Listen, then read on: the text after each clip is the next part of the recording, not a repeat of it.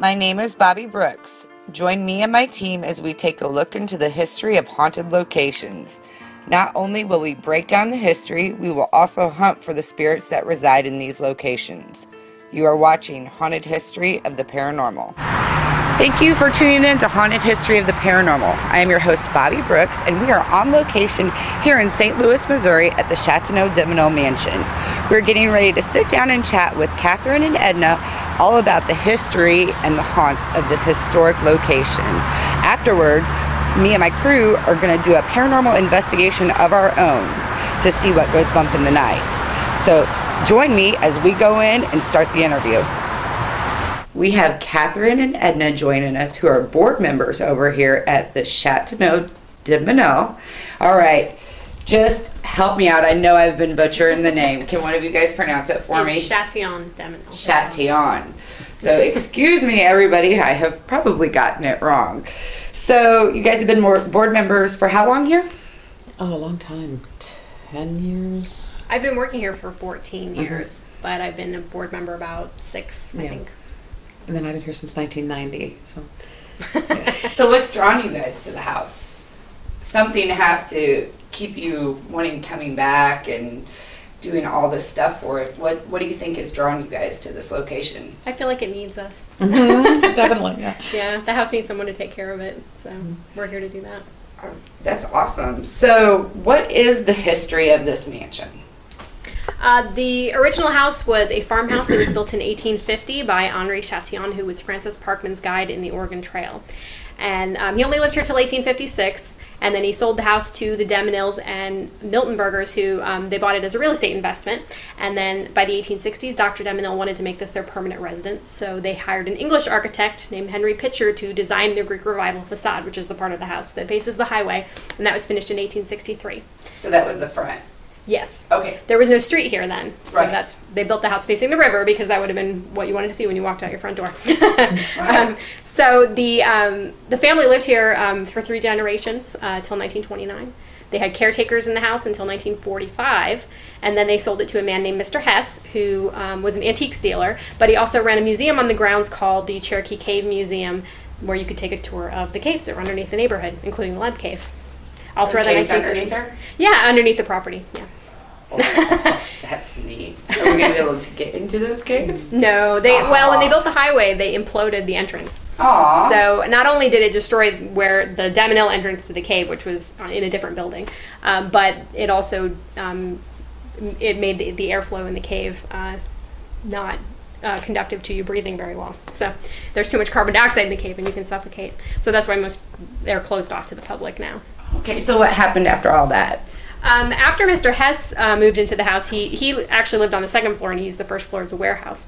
And he sold the house to the Highway Department in 1960, and it was supposed to be demolished as part of the Highway 55 project, and it was saved by Landmarks Association of St. Louis, who created a nonprofit foundation that supports the house. And you guys accept donations at all time for this beautiful mansion. Yes, we do. And that's one thing that I want to say, just coming up to the place, I've been in this area before, and I've never really noticed it. But when you do notice it, it is one of the most breathtaking places I have ever seen. It's a very, very beautiful place. So is there any more to the history? No, that's pretty much it. We've been a museum since the late 1960s, and a wedding venue as well. A lot of people know us for that. Right. And what days and times do you offer tours for the museum? Wednesday through Friday, where we do tours on the hour from 11 to 2 o'clock. And then on Saturdays, a little bit longer from 11 to 3 on the hour. All right, perfect. And should people call before they come for those? Or? No, we just do tours when people come in, and it's $5 to take a tour. Perfect, perfect. Now, we want to get into more of the haunted side of it, of course, because we're history and hauntings. This place hasn't really been on the map for a haunted location because of, a lot of locations think that that's bad mojo to have that, and a lot of boards don't like it, of the historical historical societies. But you guys have been here for a while. What have you noticed? I think a lot of us docents have had experiences, and once we finally got talking about that, everybody had their own little stories. So everybody was kind of at first like, okay, Yeah. it's Uh-huh. just my imagination. I don't want to deal with this. But then one person said something, oh, really? Well, I've had this happen. And then we all started talking and comparing stories, and turns out there were a lot of experiences. One of the common threads was footsteps on the main staircase. And we've both heard that, and Catherine actually heard it once with whistling, like somebody coming down the front steps whistling. And I was here once opening up for a evening tour, and I was in the library and heard somebody coming down the steps so clearly. I really thought somebody had hidden in the house, was left over from the day, and I thought it was a real person. It was that real distinct footsteps coming down the So stairs. you're hearing audible sounds Yes. Yeah. without using a voice recorder Right, or it was anything just- like that. No, I was just in the house turning on lights. Right. Anything else? Okay, lots. Keep going, Also keep in the- going. Also in the library, when I was turning off lights one night after an evening event, I had turned off the lights in there and I had crossed into the dining room, and I was alone in the house, and I heard glass tinkling together, and went back in to see what it was, and there was prisms from a lamp that are hanging down, and there's prisms all around it, but two of the prisms were swinging together and clinking like that, and I just stood there looking at it, thinking, how is this happening? I stopped it from moving. I tried to debunk. I looked. There was no air moving from the vent. I bumped the table, but then all the prisms swung in unison. It The wouldn't only just way, be just two of them. the only way I could make two is if I took them in my fingers and clinked them together. So that was an experience. I was doing a tour upstairs once outside of Mrs. Demino's bedroom and saw about a foot below the ceiling wispy smoke just going back and forth for just about 10 seconds. It was there and then it was gone. And there's no smoking in the house. No. And it says that right there. No Yes. smoking in the house anywhere. It was just a wispy smoke and it was gone. There was definitely no smoke, like cigarettes or anything like that. My husband came in once to bring some water bottles for an event, and it was just Catherine here, and he came in the back door and saw the back of a woman about her height with brown hair up in a bun, wearing a high-collared white blouse, going down the basement steps. Full body apparition. Full body apparition, totally not wispy or vapory or anything. He thought it was Catherine. And as he's walking towards the basement door, all of a sudden Catherine comes walking out of the parlor, and he was, well, no, I just saw you go downstairs. And she's, no, I'm here. And so they went downstairs to check it out, thinking maybe somebody had gotten in, and there was no one downstairs. So after all these years and all these different experiences, the board just finally agreed, why not? Let's let some people come in. So you guys are going to be having some upcoming events. Can you tell us about your open house first? Tell us about what goes on during the open house. For our morning? The morning open house. The morning event this is going to be our 8th year for this, and it's really an awesome event. We have the whole house craped in mourning, like if it's 1860 and someone in the family just died. And we have events in all the rooms, and it's historically accurate Victorian history stuff. It's not Freddy Krueger spook house stuff. We have the widow and widower talking about mourning periods for a man and woman in 1860. We have a retired mortician in the parlor talking about embalming. We have a medical room upstairs, and it's the sick room. We have in Dr. Demino's room set up like if someone was ill in the house, how they would care for the person with techniques from that era. We have leeches, then talk about how they would have used leeches. We have a disease of the year. This year it's going to be yellow fever, talking about a disease pertinent to what happened, things that people died of back then that people don't know about now. And then we have tarot readers downstairs, so talking about how they contacted the other side back then, as contrasted with paranormal investigators in the attic, showing how we contact the other side now. So pretty much you walk in and you're transferred to 1860? Yes, yes. And you've been doing that for 8 years? Yes. We might have to come to that. Really, we might have to come to that. And is there a cost for that? It's $10 admission and $5 for a tarot reading. $5 for a tarot reading, and that is, what are the times on that? From noon till 5 on Sunday, October 14th. So Sunday, October 14th, you should definitely make it over here to be transported back in time to 1860. I think I'm going to make an effort to come over as a spectator and check that out. Now, you also are going to be having some hosted events with the paranormal group. Actually, our paranormal group, Riverbend Paranormal. We're going to be here on what dates? We're doing it on Friday, October 12th, 19th, and 26th. It starts at 8 p.m. and you'll be in the house till around midnight. We're going to have a special tour of the house that highlights paranormal experiences that people have had in the different rooms of the house, and then you're going to get to participate in a paranormal investigation for the rest of the evening using the equipment that Riverbend is bringing with them. So. It's an awesome group of people. We really know what we're doing. All right, so those are some great events. And what's the cost on that for the spectators? It's $30 per person. $30 a person. And $30 a person really is not that bad considering you get 4 hours in the house, a beautiful house. Not only that, if you were to do dinner and a movie, it'd be well over $100. $30. You should definitely check that out. So we're going to go ahead and wrap things up here. We're going to take a quick tour with Catherine and Edna. They're going to show us around, and then we're going to get a little bit of time to hunt. So are you guys ready? Yeah. All right.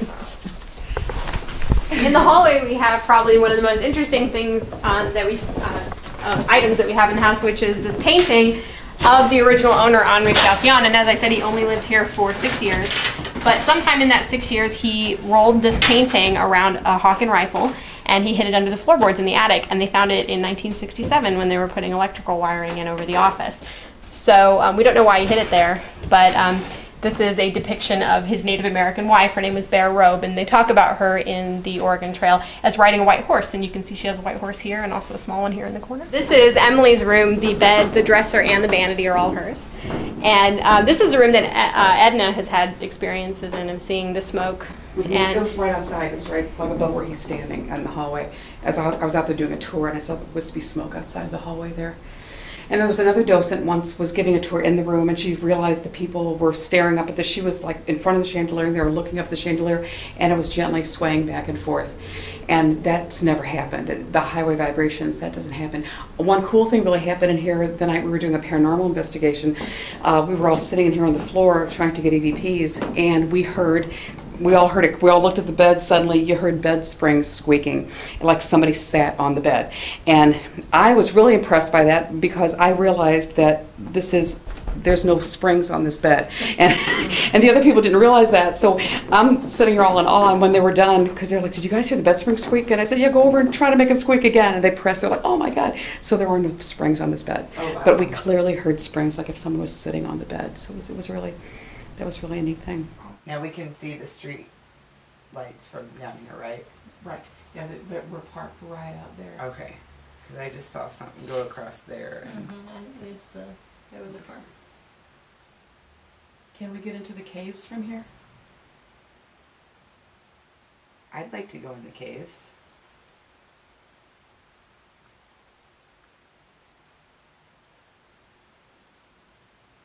Hear that? A popping sound? I just heard something from way back there. I heard that too. Sound like the chair, Let's go. like a metallic chair sounding. Yeah, I heard that, but I didn't realize Catherine was right behind me. I didn't know if I at first just thought that she was back here still, No, I was right behind you. and then I was like, oh, there she is. But yeah, it was like I don't know, maybe not quite that loud, but Well, it was loud for us to Something hear like it all the way back there. yeah. Was that the sign of your presence you were giving us? Can you do it again? Let's take a break from our ghost hunting and check out the movie of the week. When choosing my movie review for this episode, only one movie came to mind: Stephen King's Rose Red. Rose Red was a 4-part miniseries starring Nancy Travis that debuted in 2002. Travis plays Dr. Joyce Reardon, who is a psychology professor, and she brings in a team of psychics and people with special gifts into a supposed haunted mansion to try and get the ultimate proof of the paranormal. Little did they know, the house and resident spirits have too many secrets that they are not ready to share. Some of the trivia from the movie was Stephen King wrote the script Rose Red after he saw a special on TV about the Winchester Mystery House. Also, unlike a lot of other King's work, this was never a book. It was written for the screen, so he pretty much called it a novel for the screen. Pretty sure. I guess we can. Yeah. Oh, yeah, because it shifted where Okay, is there anybody in here with us?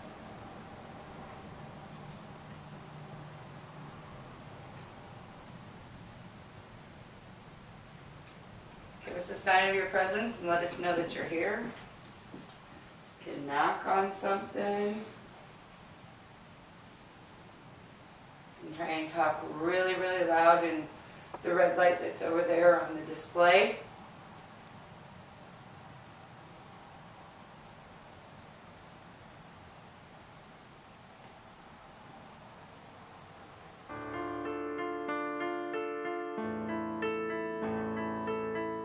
While making an attempt to contact the spirits, we sometimes ask for responses like knocks or bangs. At this time, my recorder caught this response. Can you knock on something and let us know that you're here? Or can you finish this?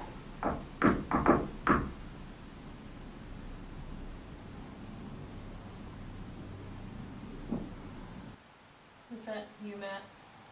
It wasn't me. Did you guys hear that? Mm-hmm. Did you move? You're still in the same spot. Yeah, it was behind me. I thought it was Catherine.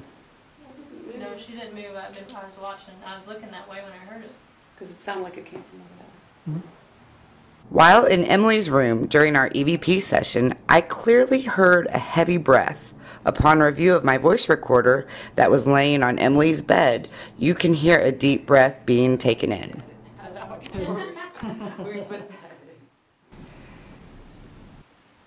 Did you just breathe? Did you just breathe? Normal, yeah. Oh, you did? I don't know if that was normal or not. It sounded like it was right in my ear. Just a few seconds later, while Edna was speaking, you can clearly hear a male voice under hers. The only male in the room was our cameraman, Matt. We reviewed the video as well as the audio, and at the moment he was quiet. This EVP was captured on my voice recorder. Actually, right after we heard that little knock over in this area, I've never really felt anything in there before, but I felt like something on the, like, just gently touching the back of my neck. And I was just trying to redo it again by moving my head a little bit, and I can't do it. Tingly? Was it tingly? That's what I was feeling. Before we start our EVP sessions, I like to do a camera sweep of every room with my full spectrum camera. I use a full spectrum light source so I don't have to use the flash. In the doctor's room, I captured this dark anomaly to the right of the photo. As you can see, there's also a small streak of light with the figure. This was a fabric chair, so there was no possible way that the streak of light could be a reflection. At least once during our investigations, we like to use the spirit box. This is a remarkable tool to be able to hear the spirits in real time. The spirit box scans through radio frequencies at an extremely fast rate. During our spirit box session in the library, we encountered the same male voice numerous times. Yeah, that's Thunder. Okay. That's Thunder. Okay. I Yeah, know, I'm that's relieved too. They're still talking. It's the same couple different voices. Okay, do you got something that you need to say?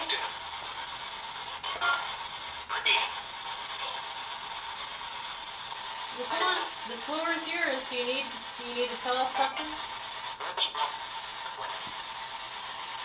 I can honestly say from our visit to Châtillon Demenel Mansion, we were not only impressed by the history of the location, but the beauty of the mansion as well. The activity we encountered was also on an impressive level. I highly recommend for you to take a trip back in time and see for yourself. Till next time, happy hunting.